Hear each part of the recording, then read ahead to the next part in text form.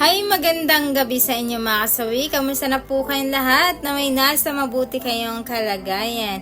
At mag-iingat kayo palagi mga kasawi na bakit ano ang tatlong rason bakit masarap kapag ka-virgin pa ang isang babae. Una mga kasawi is puntos bilang isang lalaki. For example mga kasawi, kapag kang isang lalaki ay nakahanap ito ng virgin pa, siya yung nakauna, syempre bilang lalaki, nagiging puntos yun para sa kanila dahil nakaranas pa sila ng isang virgin na isang babae. Kasi sa panahon natin ngayon ay napakadalang na ng virgin pa na isang babae. Kasi bata pa lang ngayon ay hindi na talaga nagiging virgin. Ayan yung ating una na rason. Ang pangalawa mga kasawi is nagiging proud ka sa sarili mo. Bakit nga bang isang lalaki kapag eto ang naka-virgin sa isang labab, nagiging proud sila sa sarili nila dahil alam mo ba kung bakit? Syempre, dahil para sa'yo ay masayang masaya ka dahil yung nakauna sa kanya, 'di ba? Kumbaga, lalo kapag nagyayabang kayo ng barkada mo, ayan, may mga lalaki kasi na mahilig maganon. Alam mo ba yung babae niyan?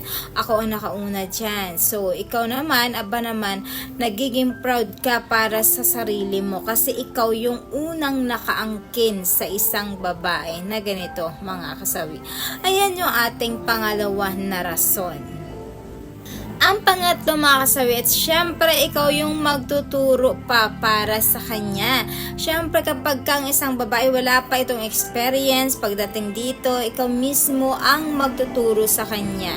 Kasi napakasarap sa isang lalaki kapag wala pa itong experience. So yung magiging way para naman magkaroon siya ng experience pagdating sa jujugan, gagawa ka ng paraan para kung ano yung mga dapat na ituro mo sa kanya. Napakasarap yun sa isang lalaki kapag ikaw na mismong unang-unang nakajugjog sa kanila. At higit sa lahat, napakasarap nun kasi sarap yun kasi masikip pa ang kanilang mga tilapia, mga kasawi. So yun lang po yung ating pangatlo. At syempre hindi mawawala yung aking advice sa topic na ito lang. Pero kahit sino lalaki naman ay talagang masarap sa pakiramdam na ikaw yung talagang una at nakauna sa isang babae. Kaya puntos talaga yun. Malaking kaano yun sa'yo.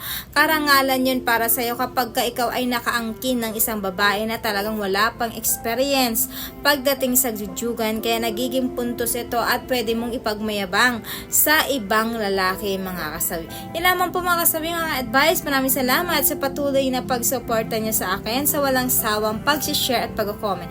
Sa mga di pa kayo nakapag-subscribe, pwede na po kayo mag-subscribe, pwede na kayo mag-follow para updated kayo sa topic ko araw-araw. Magandang gabi mga kasawi.